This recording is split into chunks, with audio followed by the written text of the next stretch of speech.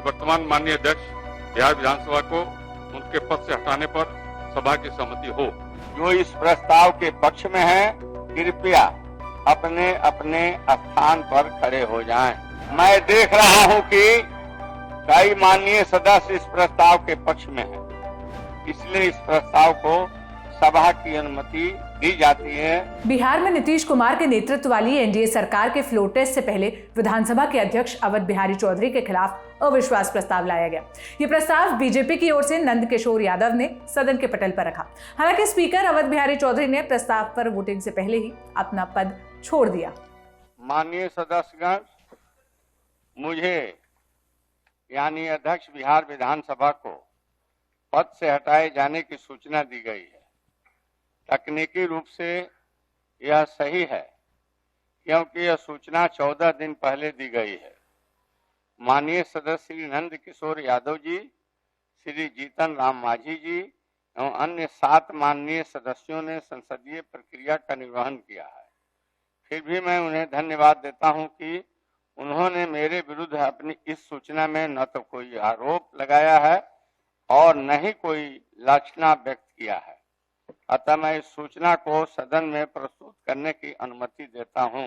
माननीय सदस्यगण, जो इस प्रस्ताव के पक्ष में हैं, कृपया अपने अपने स्थान पर खड़े हो जाएं। मैं देख रहा हूं कि कई माननीय सदस्य इस प्रस्ताव के पक्ष में हैं, खड़े हैं। निश्चित तौर पर यह संख्या 38 से अधिक है। नियमानुसार इसमें सिर्फ 38 माननीय सदस्यों के ही पक्ष में खड़े होने की बाध्यता है। इसलिए इस प्रस्ताव को सभा की अनुमति दी जाती है। आप सब कृपया बैठ जाएं। अवध बिहारी चौधरी के स्पीकर का पद छोड़ते ही डिप्टी स्पीकर माहेश्वर हजारी ने स्पीकर की कुर्सी संभाली और सदन की कार्रवाई आगे के लिए शुरू कर दी।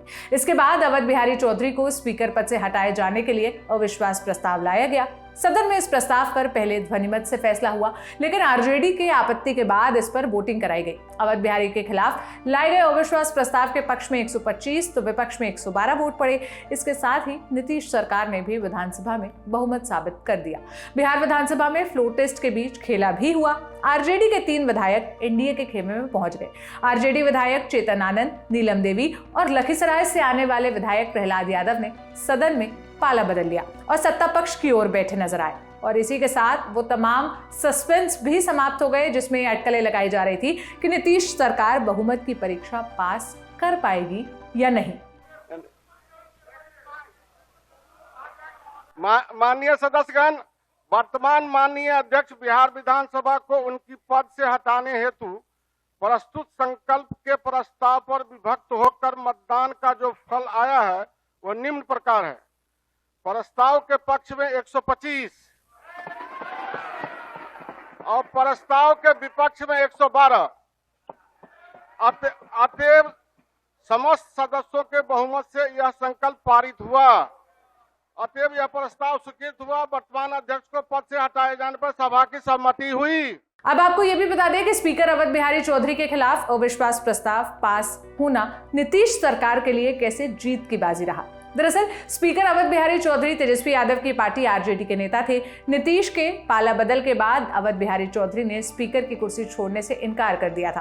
विधानसभा की कार्रवाई के संचालन से लेकर विश्वास प्रस्ताव पर वोटिंग तक स्पीकर की भूमिका महत्वपूर्ण हो जाती है। ऐसे में स्पीकर अवध बिहारी चौधरी का पद छोड़ना नीतीश की एनडीए सरकार के लिए बड़ी जीत रहा। इसके साथ ही ये साबित होगा कि बिहार विधानसभा में नीतीश की सरकार के पास बहुमत है और खेला होने के बाद खेला खेला में ही रह गई। आपके लिए ये खबर लिखी थी मेरी साथी सुप्रिया ने। अब इस पूरे खेल पर और झोलमोल पर आप क्या कहना चाहते हैं, हमें कमेंट बॉक्स में जरूर बताइएगा। मेरा नाम सोनल है। देश और दुनिया की तमाम खबरों के लिए ललन टॉप देखते रहिए। शुक्रिया।